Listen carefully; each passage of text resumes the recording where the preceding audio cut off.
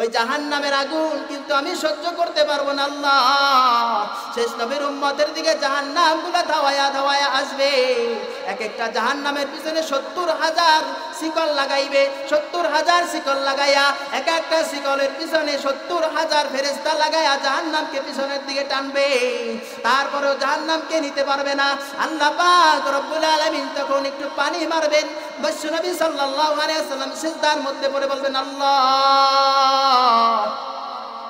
আমার উম্মতদেরকে তুমি বাঁচাও, আল্লাহ তুমি আমার উম্মতদেরকে মাফ করিয়া দাও।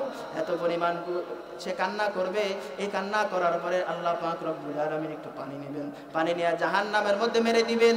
জাহান্নামের মধ্যে মারার পর জাহান্নাম পিছনের দিকে চলে যাবে। নবীজি সাল্লাল্লাহু আলাইহি ওয়াসাল্লাম ডাক দিয়ে বলবে, আল্লাহ এমন কি পানি মারলা যেই কারণে জাহান্নাম পিছনের দিকে চলে গেল?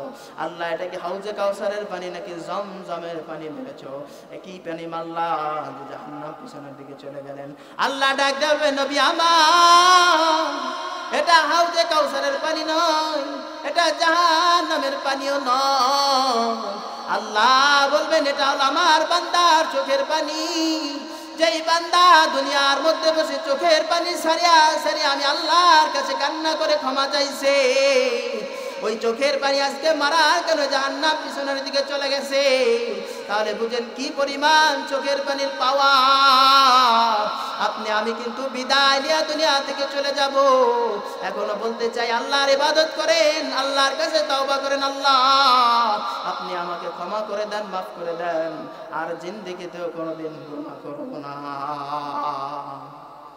প্রতিজ্ঞা করতে হবে আল্লাহর জীবনে আর কোনোদিন গুনাহ করব না। কি করতে হবে? প্রতিজ্ঞা করতে হবে আল্লাহর জীবনে আর কোনোদিন আমি গুনাহ করব না। এই তিনটা শর্ত কোন ক্ষেত্রে? এই তিনটা শর্ত হলো যখন আপনি আল্লাহর সাথে নাফরমানি করেছেন, নামাজ পড়ে নাই, আল্লাহর যে হুকুমগুলো এগুলো অমান্য করেছেন, এই অমান্য করার কারণে এই শর্ত তিনটা। আর যদি আপনি বান্দার হক মেরে খান, আপনি যদি বান্দার সম্পদ ঠগায়া খান, বান্দার জমি মেরে খান, বান্দার টাকা মেরে দেন, তাহলে আল্লাহ বলেন আমি আল্লাহ এটা ক্ষমা করতে পারবো না।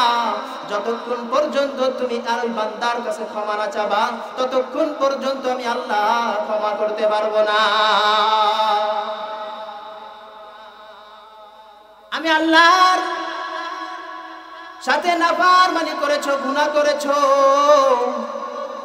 গুনাহ করার পরে আবার যখন মাফ চাবে আমি আল্লাহ ক্ষমা করে দিব, আমি আল্লাহ মাফ করে দিব। কোরআনের মধ্যে সূরা বাকারার 37 নম্বর আয়াতের মধ্যে আল্লাহ ঘোষণা করে জানা দেয়, ফাতালাক্কা আদামু মির রাব্বিহি কালিমাতি ফাতাবা আলাইহি ইন্নাহু হুয়াত তাওয়াবুর রহিম। আল্লাহ জানা দেয় আদম আলাইহিস সালাতু ওয়াস সালাম, এই রব আদম আলাইহিস সালাতু ওয়াস সালামকে কিছু শব্দ শেখায় দেন। কিছু শব্দ শেখায় দেওয়ার পরে আল্লাহর কাছে তওবা করেন, আল্লাহর কাছে মাফ চান। আল্লাহ পাক রব্বুল আলামিন আদমের তওবা কবুল করেন। আল্লাহ পাক রব্বুল আলামিন আদম আলাইহিস সালাতু ওয়াস সালামের তওবা কবুল করে নাই। নিশ্চয়ই আল্লাহ পাক রব্বুল আলামিন অতি ক্ষমাশীল এবং করুণাময়। আদম ভুল করেছিলেন। কি ভুল করেছিলেন? আদম আলাইহিস সালাতু ওয়াস সালাম যখন জান্নাতের মধ্যে রয়েছেন, শয়তানের ধোঁকায় পড়িয়া সে ভুল করেছিলেন। এই ভুল করার কারণে আদম আলাইহিস সালাতু ওয়াস সালামকে আল্লাহ পাক রব্বুল আলামিন বলতেছেন, হে আদম তুমি ভুল করেছো। আদম ডাক দিয়ে বলে, আল্লাহ আপনি তো জানতেন, আপনি তো আমার ভাগ্য লিখে রাখছেন, আপনি তো জানেন যে আমি এগুলো করব। আল্লাহ বলতেছেন, আদম আমি কিন্তু জানতাম, কিন্তু তুমি ভুল করেছো। এবার আদম বলে, আল্লাহ আমি তোমার কাছে ক্ষমা চাই। আল্লাহ পাক রব্বুল আলামিন তখন আদমকে এই দোয়া শিখায় দেয়। সূরা আরাফের 23 নম্বর আয়াত শিক্ষা দেন। কোন আয়াত শিক্ষা দেন? রব্বানা যালামনা আনফুসানা ওয়া ইল্লাম তাগফির লানা ওয়া তারহামনা লানাকুনান্না মিনাল খাসিরিন। আল্লাহ বলেন আদম এই দোয়া করে আমি আল্লাহর কাছে ক্ষমা চাও। এই দোয়া করে আল্লাহর কাছে ক্ষমা চাইলেন, বললেন আল্লাহ আমি আমার নফসের উপরে জুলুম করেছি, অত্যাচার করেছি, আল্লাহ তুমি যদি মাফ না করো, আল্লাহ তুমি যদি ক্ষমা না করো, আল্লাহ আমি কই যাব, আল্লাহ আমরা তো ক্ষতিগ্রস্তর মধ্যে পড়ে যাব, আল্লাহ তুমি আমাকে মাফ করিয়া দাও। আদম আলাইহিস সালাতু ওয়াস সালামকে আল্লাহ পাক ক্ষমা করে দেন। ক্ষমা তো করে দিলেন, কিন্তু আদম জান্নাতের মধ্যে থাকতে পারবে না, আদমকে দুনিয়ার মধ্যে পাঠিয়ে দেওয়া হবে। আল্লাহ পাক রব্বুল আলামিন আদমকে দুনিয়ার মধ্যে পাঠিয়ে দিলেন। দুনিয়ার মধ্যে পাঠানোর পরে আদম আলাইহিস সালাতু ওয়াস সালাম দুনিয়ার মধ্যে আসার পর 300 বছর পর্যন্ত আদম আলাইহিস সালাতু ওয়াস সালাম লজ্জায় আসমানের দিকে তাকান না। তিনি গুনাহ করেছে জন্য 300 বছর পর্যন্ত আসমানের দিকে তাকান না। ওই 300 বছর পর্যন্ত এমন কান্না কানছে, এত পরিমাণ চোখের পানি ফলাইছে। তাফসীরের মধ্যে আসছে যে এত পরিমাণ কান্না করেছে যে নবী রাসূল এবং দুনিয়ার সমস্ত মানুষ মিলিত হয়ে যদি কান্না করে, আদমের ওই চোখের পানি 300 বছরের যে চোখের পানি, ওই চোখের পানির সমান গোটা জাতি, গোটা আদম সন্তানের ওই পানি হবে না। আদমকে আল্লাহ পাক রব্বুল আলামিন মাফ করে দিলেন, ক্ষমা করে দিলেন। তাহলে আল্লাহ পাক রব্বুল আলামিন কত দয়াবান। আমি আপনাকে কি আল্লাহ মাফ করবে না? করতে পারে না? পারে কি পারে না? ওই আল্লাহ আছে না নাই? আছে না নাই? অবশ্যই আল্লাহ আছে। মাফ আপনাকেও করতে পারে, আমাকেও করতে পারে। আপনি বড় গুনাহগার, আল্লাহ আপনাকে ক্ষমা করে দিতে পারে। পারে কি পারে না? তাহলে আল্লাহর কাছে কি করতে হবে? তওবা করতে হবে। কেমন তওবা? খাঁটি তওবা। আল্লাহ জীবনে আর কোনোদিন গুনাহ করব না, জীবনে কোনোদিন নামাজ ছাড়ব না। আল্লাহ আজকে থেকে নামাজ পড়তেছি, আর কোনোদিন আমি নামাজ ছাড়ব না। আল্লাহ গুনার কাজ করব না। আল্লাহ আগে এই গুনাহ করতাম, এই গুনাহ করব না।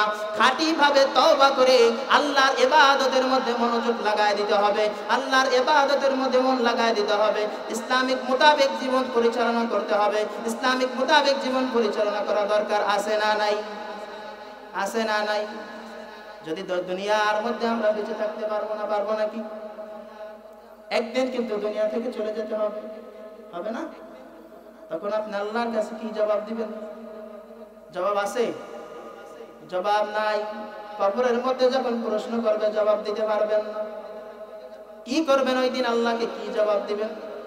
আল্লাহ যখন বলবেন বান্দারে দুনিয়ার মধ্যে কি করেছো, কি করেছিলি, কি জবাব আল্লাহর কাছে দিবারে বান্দা? আল্লাহর কাছে জবাব দেওয়ার কিছু নাই। একটা বার চিন্তা করো, আজকে আমি আছি দুনিয়ার মধ্যে, কালকে কিন্তু আমি থাকবো না। সন্তান সন্তানের জায়গায় পড়িয়া থাকবে, জমিন কিন্তু জমিনের জায়গায় পড়ে থাকবে। আজকে যে মসজিদের খাটিয়াটা দেখতেছো, ওই খাটিয়াটা কিন্তু তোমার জন্য কালকে রেডি হয়ে যাইতে পারে। পারে কি পারে না? তাহলে মরণের কথা স্মরণ করিয়া হইল আল্লাহর সাথে একটু কালেকশন লাগায় দেন।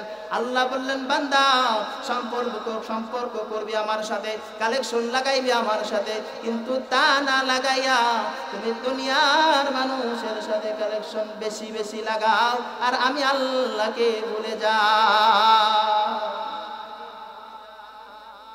তাই আল্লাহর কাছে আমরা কি করব? তওবা। কি করব? তওবা করতে হবে। খাঁটি তওবা করলে আল্লাহ মাফ করবে কি করবে না? অবশ্যই করবে। করবে না? ইবনে মাজার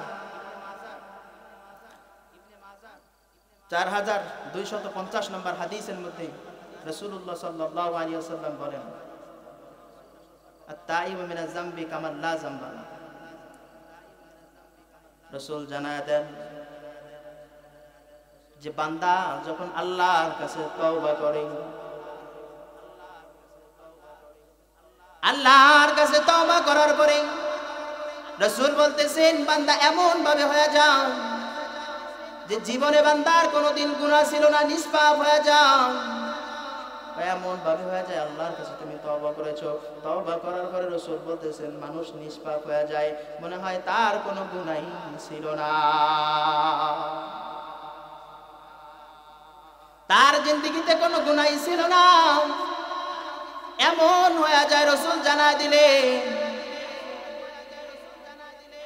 এরপর রাসূলুল্লাহ সাল্লাল্লাহু আলাইহি ওয়াসাল্লাম ইবনে মাজাহ 4251 নম্বর হাদিসের মধ্যে বলেন, কুল্লু বানি আদম খাত্তাউন ওয়া খায়রুল খাত্তাইন আত-তাওয়াবুন ওয়া খায়রুল খাত্তাইন আত-তাওয়াবুন।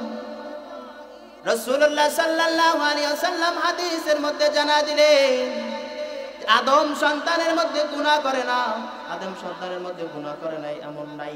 আদম সন্তান গুনাহ করবেই করবে, আদম সন্তান অবশ্যই গুনাহ করবে। কি করবে? অবশ্যই গুনাহ করবে। রাসূলুল্লাহ সাল্লাল্লাহু আলাইহি ওয়াসাল্লাম জানায় দেয়, আদম সন্তান গুনাহ করবে, গুনাহ করার পরে যখন মাফ চাবে আমি আল্লাহ তাকে ক্ষমা করে দিব। কি করব? ক্ষমা করে দিব।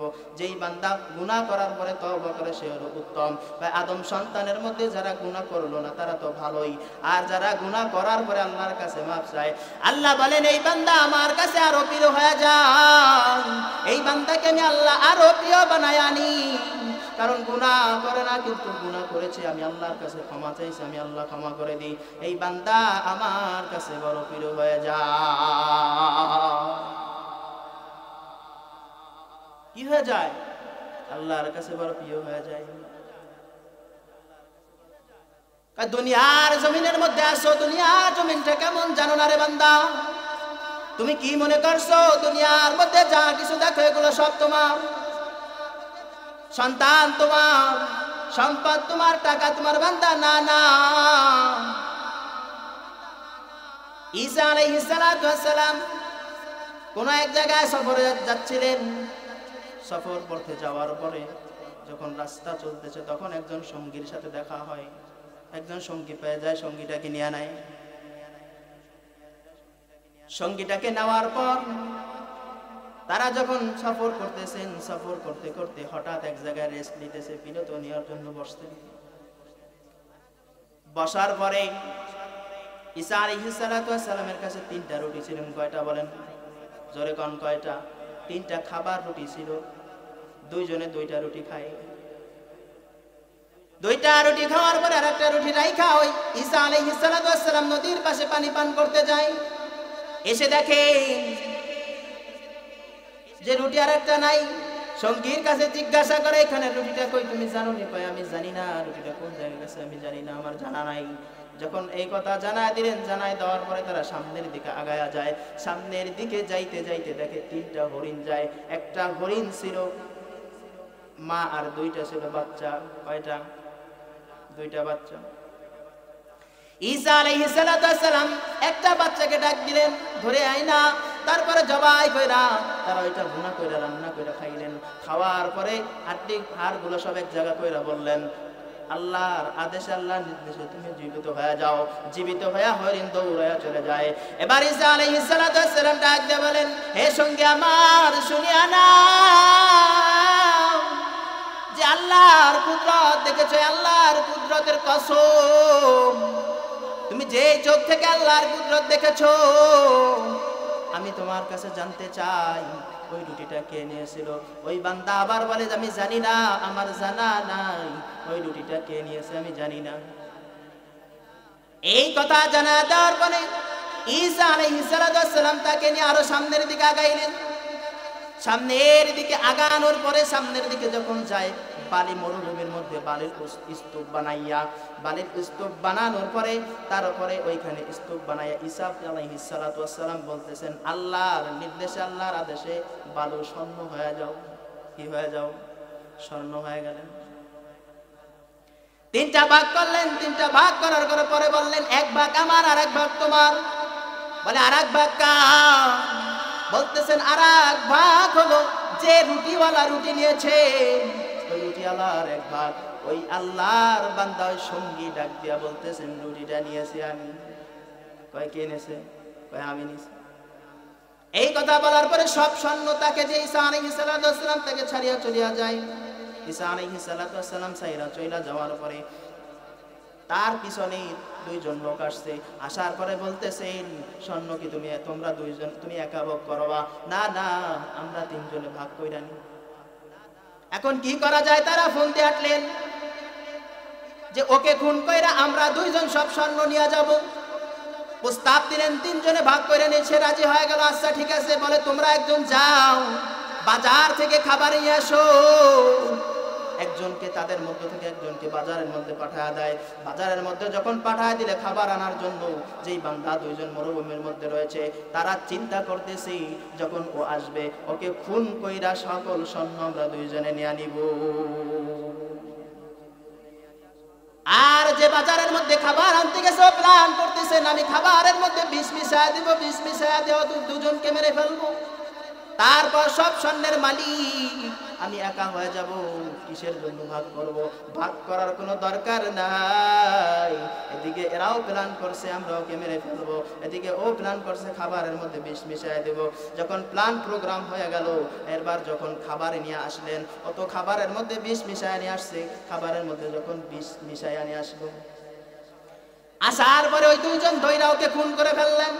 খুন করার পরে এবার চিন্তা করতেছেন, দুজনে খাবার খাওয়া শুরু করলেন, খাবার খাইতেছেন আর চিন্তা করতেছেন।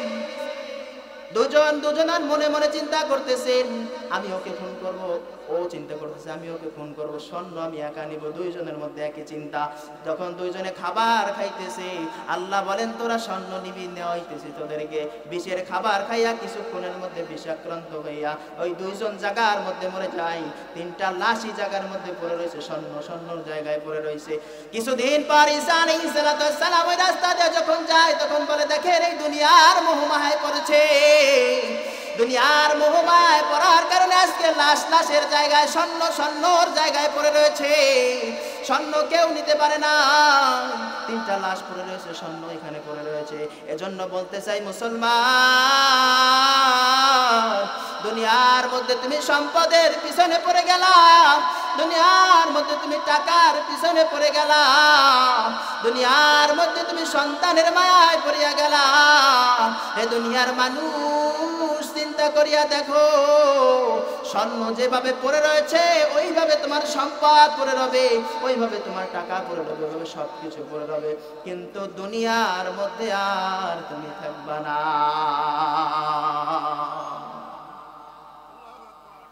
এজন্য বলি বান্দা, সময় থাকতে তওবা কর, আল্লাহর কাছে খাঁটি তওবা কর। আল্লাহ আমি বান্দা দুনিয়ার মধ্যে যেন কত গুনাহ করেছি,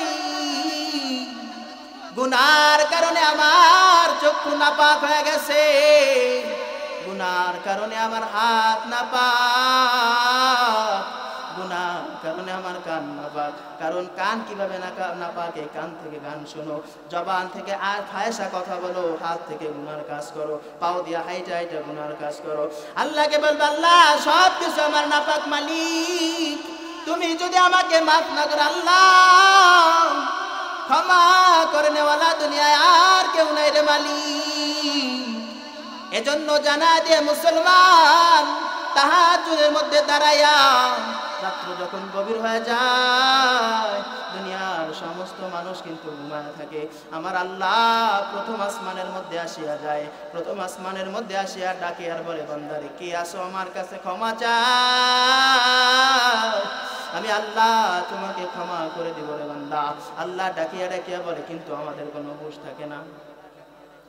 একটা বার চিন্তা করো, দুনিয়ার সকল মানুষ ঘুমানো, আল্লাহ ডাকতেছে, গভীর রাতে উঠে আল্লাহর কাছে জানা দাও মালিক, দুই ফোঁটা চোখের পানি ফালাই আল্লাহর কাছে ক্ষমা চাও, আল্লাহ তোমার কাছে আমি মাপ চাই, মালিক তুমি আমাকে মাফ করিয়া দাও, আল্লাহ তুমি আমাকে ক্ষমা করিয়া দাও। হয়তো চোখের পানির কি দাম, আল্লাহর কাছে যদি এক ফোঁটা চোখের পানি ফালাইতে পারো, আল্লাহর কাছে যদি চোখের পানি ফালাইয়া ক্ষমা চাইতে পারো, তাহলে আমার আল্লাহ তোমাকে মাফ করিয়া দিবে। তোমার অন্তরের ভিতরে ডাক আসে না বান্দারে? চিন্তা করিয়া দেখো, আমি যেন কখন দুনিয়া থেকে বিদায় নিয়ে যাব, কি পরিমাণ গুনাহ করতেছি, আমার মাওলা কি আমাকে ক্ষমা করবে? চোখের পানি ছাইরা আল্লাহর কাছে বলো মালিক দুনিয়ার কত মানুষের কাছেই তো কান্না করলা, দুনিয়ার কত মানুষের কাছেই তো দুঃখের কথা বললা, স্ত্রীর সাথে বললা, মা বাবার সাথে বললা, কত বন্ধু বান্ধবের সাথে তুমি সুখের দুঃখের কথা বলো, কিন্তু সুখের দুঃখের কথা বইলা কোনো লাভ নাই। দুনিয়ার মানুষ তোমাকে শুধু সান্ত্বনা দেবে এতটুকুই, তুমি দুনিয়ার মানুষের কাছে কান্না না কইরা। রাত যখন গভীর হয়ে যায়, বান্দা একা একা উঠিয়া যায় নামাজের মধ্যে বসে আবার মালিকরে একটা ডাক দাও, আল্লাহ তুমি সারা দুনিয়ার মধ্যে আমার কেউ না। আল্লাহ যখন আমি লাশ হয়ে যাবো, আল্লাহ লাশ হওয়ার পরে দুনিয়ার মধ্যে আপনার কেউ থাকবে না, মালিক তুমি ক্ষমা করিয়া দাও। চোখের পানি সাইরা মালিকের কাছে ক্ষমা চাও। ক্ষমা করে নেওয়ালা কিন্তু আমার আল্লাহ তোমাকে ক্ষমা করে দিতে পারে, পারে কি পারে না? কথা কোন পারে কি পারে না? ওই আল্লাহর কাছে ক্ষমা চাই না, কাঁদতে পারি না, আল্লাহর কাছে আমরা কান্না করি না।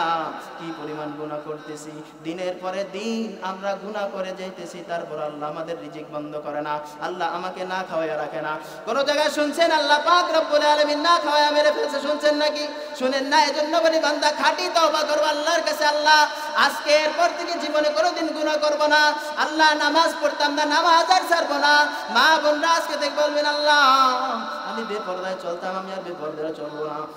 তখন তুমি দুনিয়া সারিয়া বিদায় নিয়ে যখন চলে যাবা, তখন আপন আল্লাহ সারা আর কাউরে পাবা না।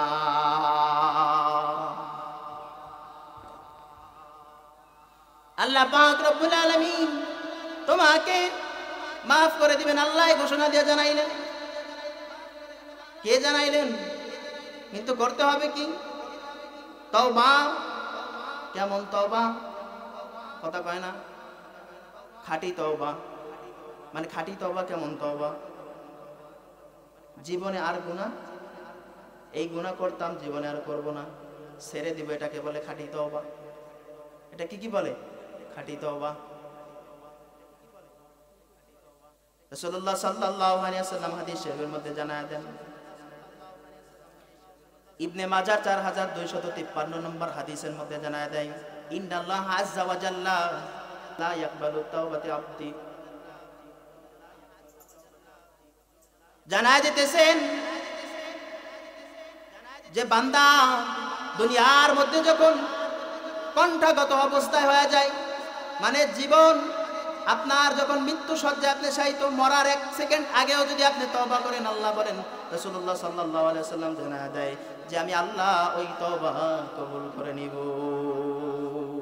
আপনি মারা যাওয়ার 1 মিনিট আগেও যদি আল্লাহর কাছে তওবা করতে পারেন, আল্লাহ ক্ষমা করে দাও, মাফ করে দাও, আল্লাহ বলেন ওই সময় আমি আল্লাহ তোমার তওবা কবুল করে নিব। জোরে কোন সুবহানাল্লাহ। তিরমিজি শরীফের 3538 নম্বর হাদিসের বর্ণনা, রাসূলুল্লাহ সাল্লাল্লাহু আলাইহি ওয়াসাল্লাম জানায় দেন, এই হাদিসটা মুসলিম শরীফের মধ্যে ব্যাপক আকারে বর্ণিত হয়েছে আর তিরমিজির মধ্যে ছোট আকারে বর্ণিত হয়েছে। হাদিসের মধ্যে জানায় দেয়, কয় এক বান্দা সফরে গিয়েছেন। কোথায় বলেন? সফরে বের হয়েছেন, মরুভূমির মধ্যে তার বাহন যা কিছু দরকার সব কিছু নিয়ে সফরে বের হয়েছে। এক মরুভূমির মধ্যে হঠাৎ করে সে বিশ্রামের জন্য বসেছেন, বিশ্রাম করতে করতে বসেছেন। তখন তিনি ঘুমায়া পড়ছেন।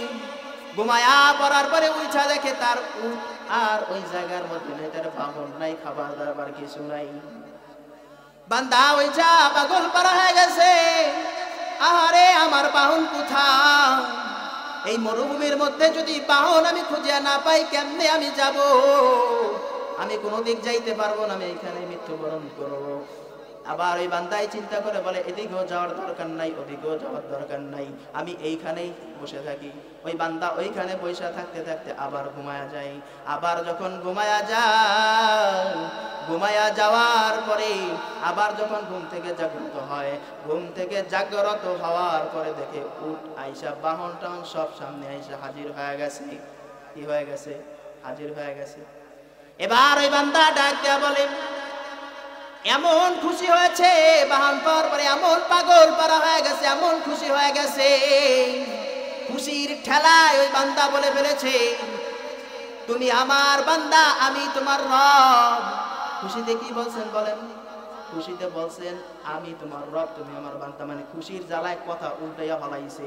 ভাই এই বান্দা যেই পরিমাণ খুশি হয়েছে বাহন ফিরে পাওয়ার পরে, খুশিতে তার মাথা আউড়ে গেছে, কি কথা বলতেছে নিজেও জানে না।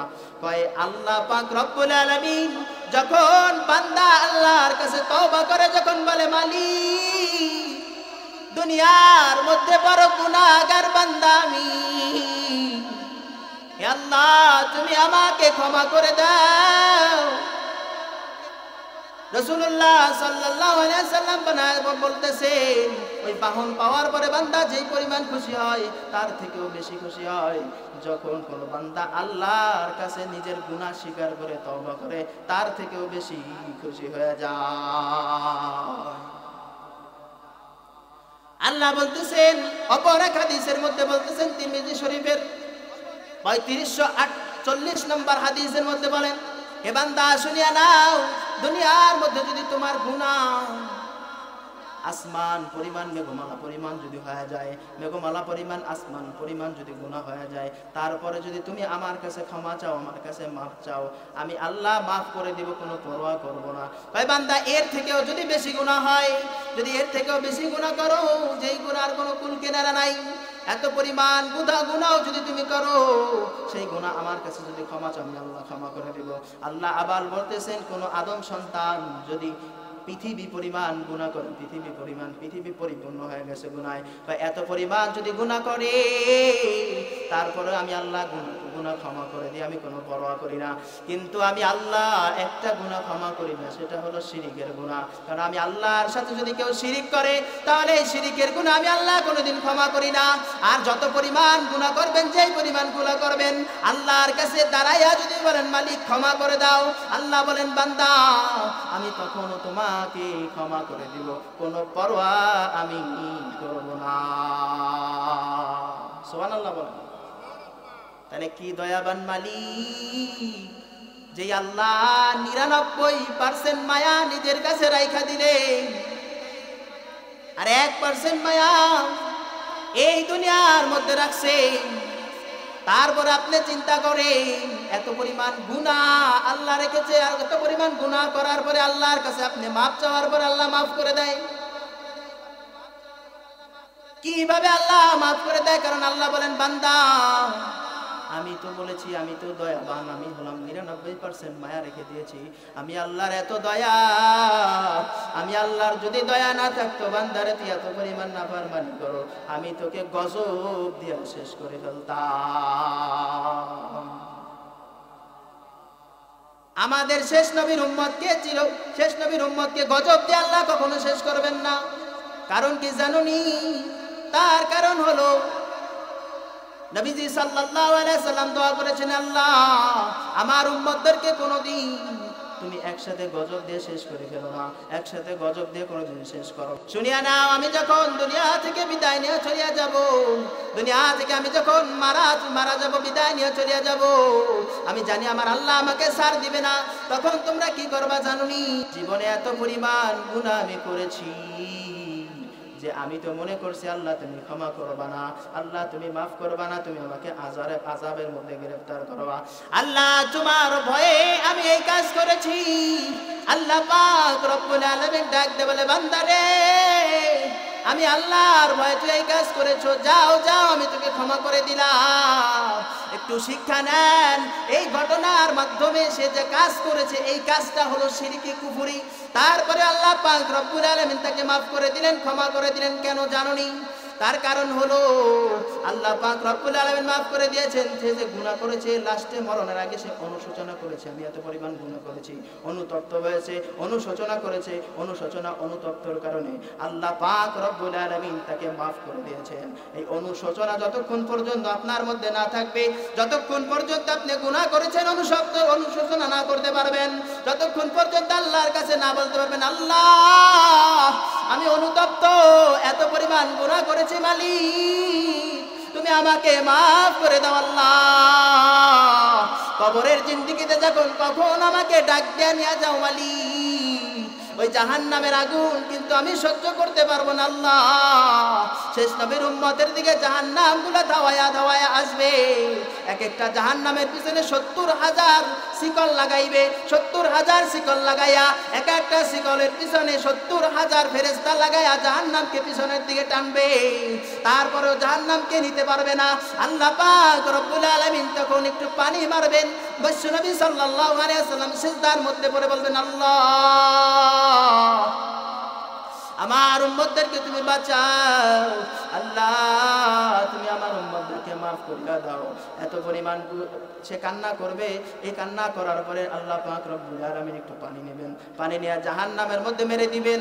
জাহান্নামের মধ্যে মারার পর জাহান্নাম পিছনের দিকে চলে যাবে। নবীজি সাল্লাল্লাহু আলাইহি ওয়াসাল্লাম ডাক দিয়ে বলবেন, আল্লাহ এমন কি পানি মারলা যেই কারণে জাহান্নাম পিছনের দিকে চলে গেল। আল্লাহ এটা কি হাউজে কাউসারের পানি নাকি জমজমের পানি মেরেছো?